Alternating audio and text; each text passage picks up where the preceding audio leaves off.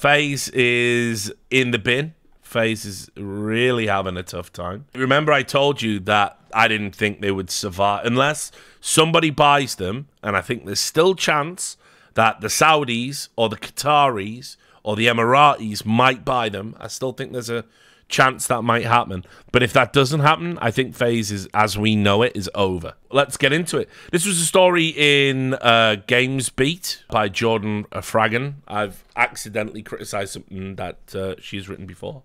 I apologize, but generally does good work. GamesBeat esports coverage does have some good stuff. Remember, this is, of course, the nightmarish Sports Illustrated magazine, where they didn't put any of their esports people, any of their actual competitors on the cover, just the streamers, because that's FaZe in a fucking nutshell. And by the way, everybody in esports clapped. FaZe Clan is flaming out on NASDAQ as chairman resigns. This is the news that, obviously, as it says, the chairman of FaZe has decided, you know, I'm out. As we're about to get to, one of the latest of a long line of executives that have left FaZe and failed up, which is the incredible thing. It gives a wonderful sort of complete history of everything FaZe has done wrong, which, by the way, you know, reading this article is good, but if you ever want detailed history of everything FaZe has ever done wrong, all of the scams and schemes and bullshit and rug pulls and lies and misbehavior, it's all on my YouTube channel. It's all there. You'll have to work hard to find it because YouTube just isn't a great archiving system and people's appetites are generally for what is current. But if you do give a shit and you want to know, I've been chronicling it for, you know, a long time. So anyway, esports team and lifestyle company FaZe Clan went public in July 2020 through an SPAC merger at a $725 million valuation. Wow. While it's not the only public esports team, the company is the highest profile and highest valuation of the bunch. However, public scrutiny has not been kind to FaZe Clan. The stock price has plummeted by approximately 97% since it virtually guaranteed its listing via an SPAC, Special Purpose Acquisition Company merger. While esports companies have struggled, none have fallen as far as FaZe. For the first half of 2023, FaZe reported earning $24.2 million for a net loss of $28.4 million. Compared to the same period in 2022, the company's earnings fell 30% from $34.6 million, and its net losses increased 50% from $18.9 million. While FaZe did decrease its cost of revenues by $3.2 million, its general and administrative costs grew by $8.8 million. The diminishing revenue and growing costs are hard for investors to overlook. By the way, this is the whole thing about when you roll the dice and you go, oh, we got to get some money in, let's go public. And then what we do is we get a huge cash injection for shares that cannot possibly hold their value. And then we watch them depreciate and then we do a buyback, right? When you do that, the downside is, or everyone gets to see your shit publicly. It's all listed. So, with a current market cap of about $20 million and $21.2 million in cash on hand, the market is essentially valuing FaZe at zero. It brings back the old Big Z and Bagsy. You might actually be able to buy FaZe for £1. You might actually be able to buy FaZe for £1. I'm just saying. It's possible. You have to take on all the debt. You'll be obligated to pay a lot of salaries, but you could own FaZe for £1. The situation became more dire for the former esports darling in recent months. On March 24th, the company warned it was at risk of being delisted. Again, see my video. But because its share price fell below $1 for 30 days, to avoid this, FaZe's stock must close above that minimum for 10 business days in a row before September the 19th. We do not expect to be delisted and have taken steps to remedy the deficiency as needed, a spokesperson from FaZe told GamesBeat. But with only 20 days left, it seems unlikely FaZe will be able to meet the requirements, considering the share price is hovering at around 25 cents. I hadn't even checked in on the share price in so long, because it's like, it can only fucking go so low. But 25 cents. 25 is where it's at now. Ridiculous. Anyway, it talks about their humble beginnings. And there he is, isn't he? You know him, you love him. It's Banks. Remember when they were renting that, what they claimed was a $30 million mansion? Remember that? Then, here it is. Success both competitively and monetarily, is the foundation of FaZe's brand. And fundamentally, this brand is the company's greatest asset. Without it, FaZe can't hold the same appeal to investors. When FaZe had to begin reporting its financial earnings as a public company, it shattered this dream of gaming leading to Bugattis and Benjamins. For a brand that wants to be synonymous with success and status, nothing is more damaging than admitting you are losing millions monthly. Moreover, CEO Lee Trink, remember him, midlife crisis man, acknowledged the company needed to increase its financial discipline in a February 2023 letter to shareholders, while announcing layoffs, reportedly 20% of staff. Now, yes, this is indeed why I really dislike FaZe. That's before we even get into the scams and the bullshit and the rug pulls. It's because they are actually a very large part of why we find ourselves where we are, which is that all of these people lied about how they were living. It was all a fugazi. It was all artifice. Right, a lot of the FaZe OGs, they're begging for money right now. They're really hurting. Yet there they were, all doing this, making it rain, and basically saying to kids, and this is what I hated about the Pauls when they used to do it before they went on to their respective combat careers. They are saying to children, if you do what I do and live how I live, you will earn all of this money. I've got all of this money. Look at my bank account. Look how I'm living, right? And so kids, they don't want to aspire to excellence in esports and gaming. They want to aspire to just be wealthy, and they do the shortest route to get there. And the shortest route to get there is generally what they perceive the FaZe guys to be doing, and that's making a cunt of yourself. And so they behave badly, you know? Look, I don't want to ever tell anyone in esports you have to behave like a role model. Don't think it's my place, and it's not something I would do myself. You know, I walk ethical lines, not because I think I've got an obligation to you, but it's what I want to do. It's what I believe is right, you know? But I will say this, I'm not a big esports org that has a lot of 13-year-olds that look up to me. I'm not an influencer with a young audience. I have an old audience. I have a boomer audience, if anything. So I think you're all old enough and smart enough or dumb enough to make your own fucking decisions, whichever way you want to do. And so, you know, that's that. Whereas I don't think a 13-year-old is. And if you are an influencer that influences 13-year-olds, you should probably think about your behavior and what you want to project, lest they emulate it. And, you know, as I said, the Pauls were even more egregious with that shit. Remember, releasing a Christmas song, buy our merch, buy our merch, buy our merch. That's the fucking chorus. That's like the I want to go to Mount Splashmore bit from The Simpsons. Then it goes on to say, while going public has not gone well for FaZe, timing played a key role in the stock price dilemma. There are many reasons why esports teams pursued public listing. However, they all operated under the underlying assumption that access to more liquidity, i.e. cash, would allow esports teams to unlock a path to profitability. Unfortunately, esports and lifestyle organizations faced major headwinds. The current economic environment has changed drastically since FaZe Clan first announced it would go public in October 2021. Due to the crypto winter, inflation, rate hikes, and rising geopolitical tensions, markets have cooled substantially. In particular, the tides have turned against IPOs and de-spaced companies. 2021 was a peak for SPACs with 613 closed deals, averaging $265 million in gross public proceeds. In contrast, only 86 deals closed in 2022, and the average deal shrunk by 40%. While Instacart's upcoming IPO could create more confidence for new listings, it sets the bar much higher than where it was in 2021. FaZe and nearly all esports teams are still searching for profitability. Meanwhile, Instacart has been profitable for 5 straight quarters.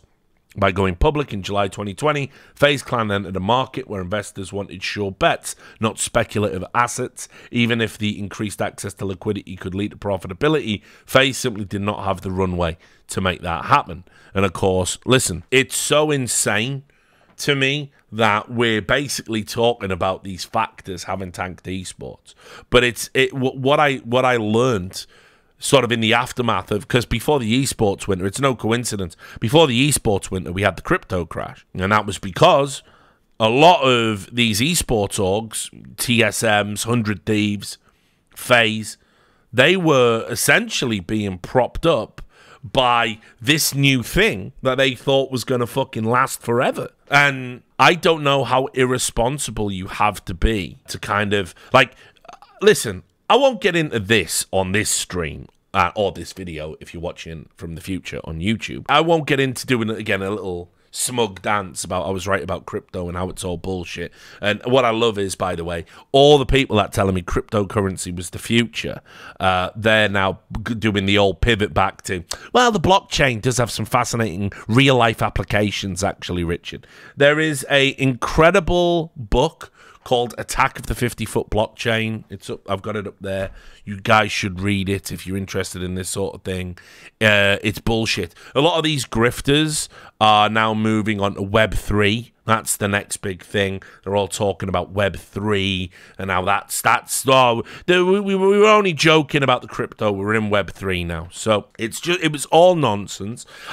You know, credit to the people who got in, were able to con a few people, sell some NFTs, you know, sell their crypto to some idiot who's now left holding a bunch of online digital shit that no one cares about. But that's all well and good. But the reality is these esports orgs were basing a significant part of their business. As soon as crypto became a thing and NFTs became a thing, sponsors, orgs all have a sponsor sheet. And on their sponsor sheet, they just wrote down two more: crypto and NFTs, or an exchange, or all three. And they went out and they got them. And they were getting, because it was all bullshit and fugazi money, what did the crypto bros want? They wanted credibility. What makes them look real? Sponsoring things. So they were agreeing to deals they couldn't possibly underwrite or deliver on. Oh, yeah, what's that, 100 mil over 10 years? Don't mind if we do. Now go and tell all of your young fucking audience, you know, that Sam Bankman-Fried is the next Warren Buffett of esports, and not just some Adderall popping hard stuck bronze weirdo, right? And then hopefully somehow we'll leverage TSM into creating a fucking generation of financial cripples. Yeah. Well, and you know, and again, they've all been allowed to walk away from it without any criticism, right? It's really weird. I don't want to get into it, but let's just say, for example, I knew some people that were sponsored by a website that, you know, people didn't like. And even though I'm not sponsored by them, people were to attack me all the time about how if I appear on a podcast with them, I'm tacitly promoting that website, right? And apparently that's like a really, really bad thing for me to do. But it's not a really, really bad thing for TSM and Riot Games to promote the fucking FTX to everybody. It's not a really bad thing for OG or G2 to be promoting NFTs. It's not a bad thing for ESL to have an NFT release. That's all fine. That's all good, right? Yeah, weird that. But anyway, we can get back to this. The bottom line is they irresponsibly propped up failing businesses with exorbitant sponsorships. They literally, all these esports orgs went out and fucking just said, like, oh, 100 mil? And they were like, fucking hell. And they already spent it. Like, oh, brilliant. This solves all our problems. Let's scale up. Let's start. Oh, yeah, actually, we'll start paying our Valorant. We can pay our Valorant team 20k a month now. Yeah, that's good. These people aren't serious businessmen. They're idiots. The signs, under a wonderful heading, sinking ship. The signs are beginning to pile up that executives, not just investors, are losing confidence in FaZe Clan. On August 30, FaZe announced that Daniel Schreibman resigned as chairperson of the company's board of directors. Schreibman is still listed as the chief investment officer of B. Riley Financial, which sponsored the SPAC that merged with FaZe Clan. However, Schreibman is not the only executive to depart the company in recent months. Since May 22, when the company was preparing to go public, at least 16 other high-profile executives and board members parted way with FaZe Clan. That's 16. That's 16 executives, not like staff. 16 executives have left. It's insane, and you can see, like, look who left. Their chief financial officer bailed just before they went public. Had only been there less than a year and a half. Ben Gordon, their head of corporate strategy and analytics. He's now a CEO at Ye's Snacks. Been there for less than 2.5 years, bailed in June 2022. Derek Chestnut, head of consumer products. He's now at Game Square. He'd been there quite a while, actually. Been there over 4 years. Xavier Ramos, the senior vice president, head of marketing. He's now the executive vice president of pop and rock marketing at Interscope Records. Look, you won't believe how these cunts have failed upwards, by the way. Listen to some of these jobs that they've gone into after driving FaZe into the ground. There's no comeuppance for these people. The outsiders come into esports, ruin things, and then fuck off to better jobs going, it's just the industry, though. It's esports, what is to blame? Not my performance. So he's at Interscope Records. He'd been there 3 years, 6 months. Bill McCullough, the executive vice president of content, has now gone on to make content for the XFL. So maybe he's kind of failed downwards a little bit, eh? But whatever. He'd only been there just under 2 years. Nick Gibbs, vice president of content and development, now a founder at Catalina Studios. Been there just over 1.5 years. Danny Sung, the senior vice president and FP&A and corporate development. No job. Been there less than 1.5 years.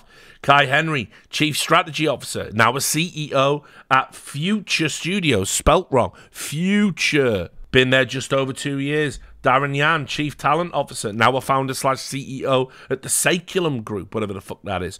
Been there just under 4 years. Tamara Brandt, the chief legal officer and the head of business and legal affairs, now an executive at CAA. Been there exactly 2 years. Might have heard of this guy, Snoop Dogg, just a board member for 1 year. From exactly the moment he just accidentally wore that FaZe Clan chain, right, at the Super Bowl, into getting the bag for all of his family members, right, getting huge amounts of shares that even at 25 cents, he's walking away with, you know, a few $100,000, right? Just did it for 1 year, fucked off. By the way, remember, I have to always include this when we talk about Snoop Dogg. You go, well, no, Richard, actually, I'm not having this. Snoop Dogg's great, right? Negotiable on that one. He certainly doesn't care about dilution of his brand. He's on everything. He's on everything, right? And murder was the case that they gave him. But whatever, you know, I like him. He's funny. Like him on a podcast. But, right, he is famous. He's everywhere. He's ubiquitous. So it's a good pickup, right? But no, FaZe didn't get any of that. In fact, it was explicitly stated in the contract, Snoop will never tweet about FaZe. So his millions of followers that they used in their metrics for sponsors, they couldn't even deliver on that because it was actually an obligation. Snoop never had to tweet about FaZe, never had to post on Insta, never had to mention them on anything, never had to shout them out. He didn't have to do any of those things. So they got virtually none of the benefit. And then he walked away, having secured the bag, not just for him, but his family members. He played them like fools. Chelsea Northern, head of communications, now co-founder at The Untold, been there just over 3 years. Zach Katz, president and chief operating officer, been there just over 1 year, also bailed. Summer Martin, VP of content operations, now an executive at the executive of business development at London Fame, been there just over 1 year. Mike Swiv, the co-head of FaZe Sports, didn't even last a fucking year, peaced out after 9 months. Kenneth Langan, the Senior Vice President of Business and Legal Affairs, is now General Counsel at Skyven Technologies. He wasn't there for 2 years. Daniel Schreibman, the Chairman, wasn't even a Chairman for 18 months. Just out the door, the latest. And anyway, open warfare and a lost legacy. Obviously, they're getting absolutely wrecked publicly. You can see, perhaps more telling is the open disagreement between company leadership and original FaZe clan members. When FaZe announced the signing of Stranger Things actress and Twitch streamer Grace Bluefile Van Deen, former co-owner Northern FaZe Rain Shat blasted the move as inauthentic to the brand. The drama quickly escalated and got ugly. Founder FaZe Banks and its first ever CEO, FaZe Temper, fired back at FaZe's statement in support of signing Van Deen. Right? You can see here. You guys have lost the plot. They did the whole thing again. FaZe is no stranger to contrasting viewpoints and passionate opinions. on the future of the brand. Recruitment has always drawn that out, but make no mistake, the mistreatment of our newest members in no way okay.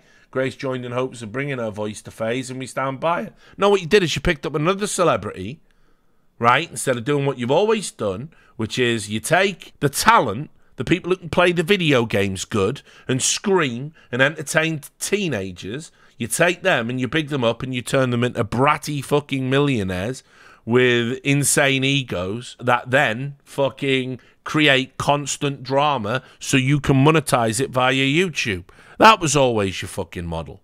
That was what you did. You didn't pick up existing celebrities, slap on the FaZe logo and say, that's what FaZe is, that's what FaZe can be. That's not what you did. And it comes to something when Banks is like the guy saying, you lost the plot, you know? And you can see as well, FaZe Temper. Somebody said, did you guys actually sell the company? And he said, no, we haven't sold anything, haven't made a dime off our shares. Yeah, well, they're not even worth a dime. Corporate skull fucked our brand, squeezed every last drop imaginable, and is continuing to repeat the same process. I was building this brand long before money was even possible to be made. Yep, you got fucked. Anyway, unfortunately, FaZe is in a bind. Amid the tension, FaZe's brand value, leadership, and legacy are on the line.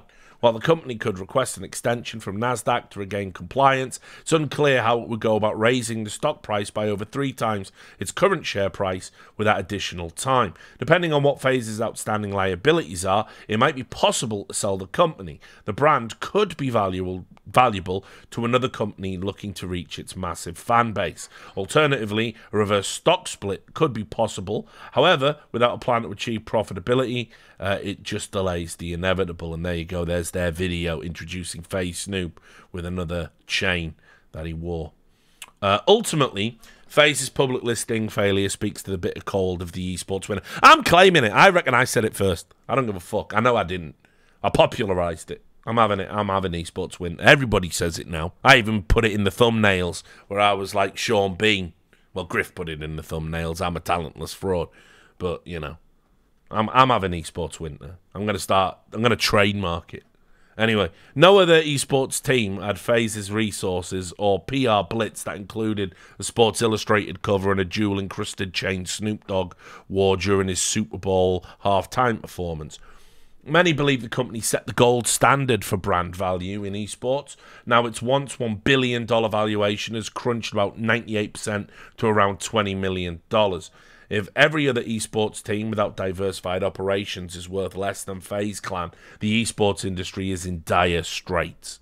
And there's a little update here where it says, following publication, FaZe provided additional information regarding the list of departed board members and executives. GamesBeat has updated that list to more accurately reflect that information. So, yes, we were very detailed on that. Now, this was the other thing. My chum, Kevin Hitt, this is back in July. So just to tie it in with this, my chum, Kevin Hitt, you know, award-winning journalist. I'll just quickly read this. This is from an article entitled FaZe Clan Eyeing 2 Acquisition Offers. And basically, they had exactly what it says. There were 2 people potentially looking at them. They came out and they denied it. It was going to be Game Square. Was super interested. If you remember as well, there was that tie, I think, where somebody moved to Game Square. But it counts the it got the Cowboy owner Jerry Jones as a majority investor. That was Game Square. They obviously as well have like a bunch of influencers like associated with them as well. And the other group was Enthusiast, which are the Canada-based sort of media group that's owned by that awful Francesco Aquilini. Interesting thing there is back when, right, so they own an Overwatch League team and a team in the CDL. They also control Luminosity Gaming. They own a bunch of websites. What's super interesting there is, and keep in mind, this story came out at the exact same time that we were saying Carlos took a photo with Andrew Tate. He can't be an owner anymore. He can't be in the leagues. Well, the guy who owns, Toronto had this. Among other things, there's a list after list of stuff with this guy. But Again, it was the exact same time. I suppose we only really have one debate. We can only have one pariah at a time, can't we? We can only have one drama. So what happened was Carlos got, crucified and now has gone crazy as far as I can tell. And meanwhile, we didn't talk about this guy at all. There's a laundry list on this person. So interesting. But, as I said, it's esports. Carlos obviously did commit the cardinal sin of being endemic to esports and being one of our own, and where we could have shown some empathy and understanding. Instead, we absolutely brutalized him. And yet, for someone outside, some wealthy businessman just treating us as a way to get down with the kids and make some money, yeah, turns out we love those people. What can we do, eh? It's kind of like Saudi rich. Why do you even bother trying? But yeah. So, just a couple of thoughts. I don't expect FaZe, if they're already if these sales aren't going through and interested parties aren't going to acquire FaZe, I don't think they're going to find a buyer of that nature. I don't think it's going to be someone endemic. I think they're either, and I can't think of any American company that would buy them or, absorb them. I can maybe see a merger with another esports company, like what happened with Envious and Optic. That could be a possibility, but I don't know who it would be right now in this market. No, I think this will be the catalyst. So, two things happen. When FaZe go under, and I think they will go under, when it happens, I think multiple other orgs, sponsors are going to lose confidence, investors are going to lose confidence, people are going to start pulling out of other orgs. Because remember, it's only like 18 months ago, FaZe is $1 billion company. They're $1 billion esports org. Now, they're worth zero functionally. So they're one of our biggest success stories, and by that token, obviously one of our biggest failures. So I think it'll set off a chain reaction. There's already a lot of talk about things going on with like TSM. There's a ton of orgs that are really hurting right now that people don't realize, particularly in NA. And I think you will see this will be when a few dominoes are going to fall and things are really going to rapidly change. But I also do think, and I'm still on for it, while people in the business keep telling me there's no need for Saudi to buy these orgs. If they're going cheap, I think they do. And I think 100%, I think you will see a Saudi Arabia purchase an esports org directly. And then if a few more fall, or if they realize that's on the table, then yeah. I mean, put it this way. Why do you think FaZe dressed their players up like that when they went to Saudi Arabia? They were absolutely trying to butter up some wealthy oil magnate to basically come in and buy them. And then we get into the whole realm of pretty much what we've got in real life, which is, for example, there's a company today that want to sponsor Chelsea, but they're owned by the Saudi Arabian Public Investment Fund, which own Newcastle. And the Premier League are going to allow it, it looks like. And so and we've been down this road with the Qataris and Man City, but this is a problem, this conflict of interest, and it's going to become the norm in esports, because when it was a small conflict of interest, like when Nicola Nyholm wanted to own all of the teams in Scandinavia. He wanted the best team in Sweden, I'm saying Scandinavia, everyone's going to get upset, whatever. The best team in Denmark, the best team in Norway. He wanted to own them all. Everybody got really irate because they could see the problem, and we managed to change it and stop it, and we get the refresh we've got now because of the reporting I did, where I conclusively proved that it wasn't what they said. But what we've got now is Saudi Arabia potentially owning leagues, owning teams within those leagues, owning everything essentially, owning the games that are played at those leagues. And everyone's going to say, yeah, but what can you do? Forget about it, Jake. It's Chinatown. So, I don't know. It seems fucked up. But I think FaZe as we knew them are done. They're over.